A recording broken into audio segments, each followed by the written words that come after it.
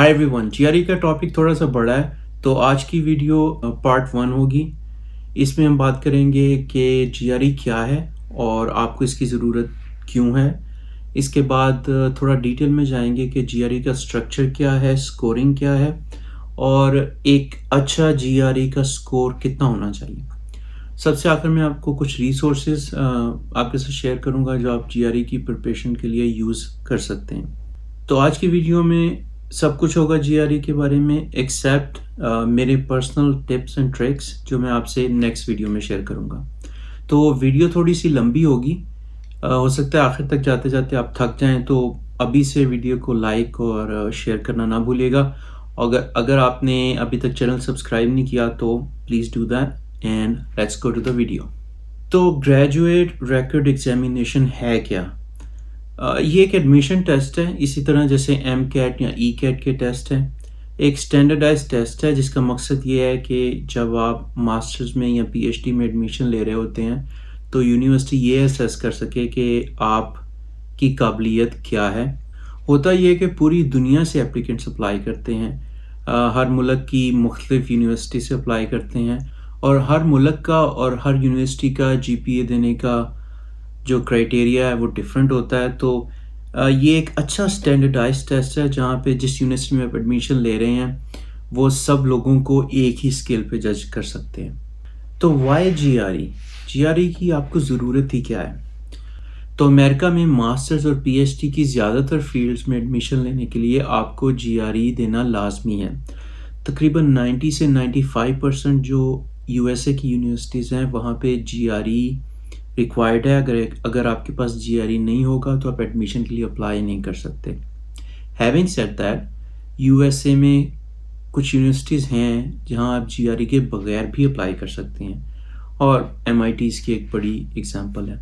अच्छा, ज़्यादातर सब्जेक्ट्स के लिए जीआरई चाहिए, लेकिन कुछ फील्ड जैसे बिजनेस है वहाँ पे आपको जीआरई नहीं जीमैट देना पड़ेगा। इसके अलावा अगर आप फिजिशियन असिस्टेंट के लिए अप्लाई करना चाह रहे हैं यूएसए में, उसके लिए भी आपको जीआरई की ज़रूरत होती है। और ये सिर्फ यूएसए तक महदूद नहीं है, जर्मनी और यूरोप की भी कुछ यूनिवर्सिटीज़ हैं जहाँ पे जीआरई के बगैर एडमिशन लेना मुश्किल हो जाता है। एक यूनिवर्सिटी जो इस वक्त मेरे जहन में आ रही है वो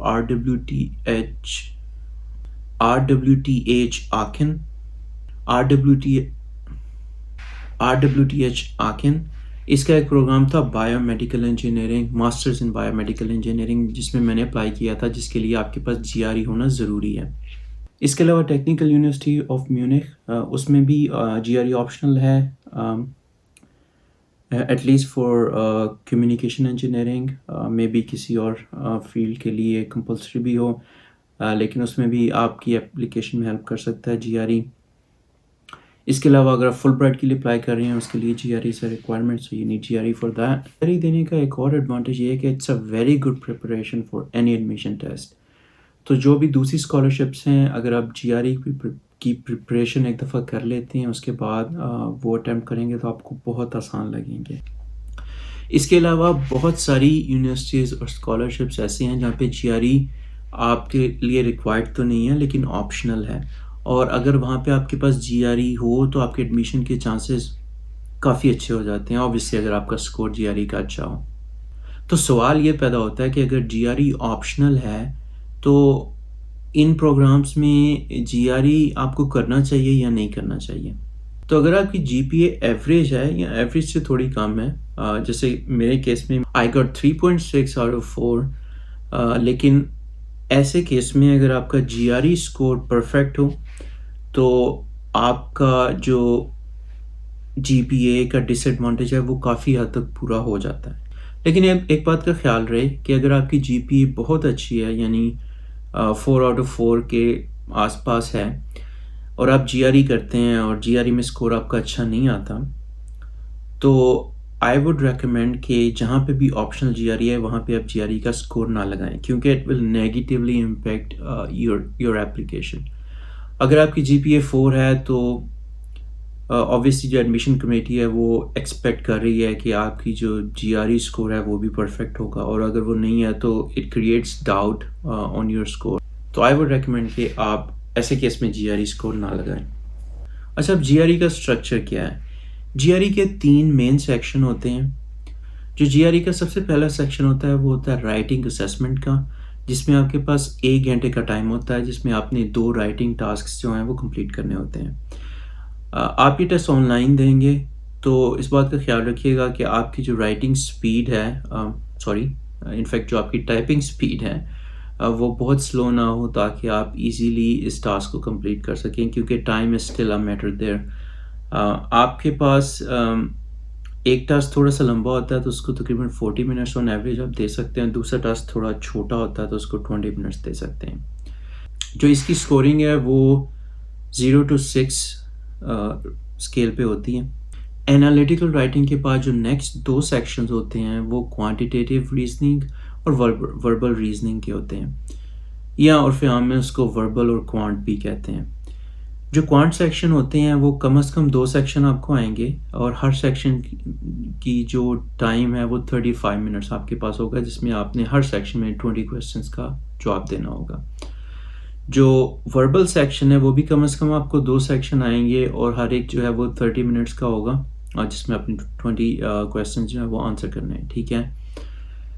اب اس کے علاوہ ایک سیکشن آپ کو اور آئے گا جس کو ریسرچ یا انسکورڈ سیکشن بولتے ہیں. یہ سیکشن مکسڈ اپ ہوگا کوانٹ اور وربل کے بیچ، تو آپ کو یا تو وربل کے یا کوانٹ کے 3 سیکشن آئیں گے. اچھا، یہ جو سیکشن ہے یہ صرف انفارمیشن پرپسز کے لیے ہوتا ہے. اس میں جو آپ آنسرز دیں گے وہ کاؤنٹ نہیں ہوں گے ٹورڈز یور اسکورنگ. لیکن اوبیسلی آپ کو نہیں پتا کہ کون سا سیکشن جو ہے ریسرچ سیکشن ہے، تو اٹ ڈزنٹ میٹر. آپ کو سارے 5 کے 5 سیکشن جو ہیں you have to do your best. تو کوانٹ اور وربل کی سکورنگ ہے وہ 130 to 160 ہوتی ہے. جو ٹوٹل ٹائم ہے جی آر ای ایگزام کے لیے وہ تقریباً 3 گھنٹے 45 منٹ کا ہوتا ہے. اچھا، جی آر ای آپ ایک سے زیادہ دفعہ سال میں دے سکتے ہیں. پرابیبلی آپ کو کچھ دیر تقریباً 20-30 ڈیز ویٹ کرنا پڑے گا دوبارہ اٹیمپٹ کرنے کے لیے، but you can always do it. ایک اور چیز، جو جی آر ای ہے وہاں پہ نیگیٹو مارکنگ کوئی نہیں ہے، تو تکے آپ لگاتے جائیں. اگر آپ کو کسی کویسچن کا جواب نہیں آتا تو ہو سکتا ہے کوئی تکا چل بھی جائے.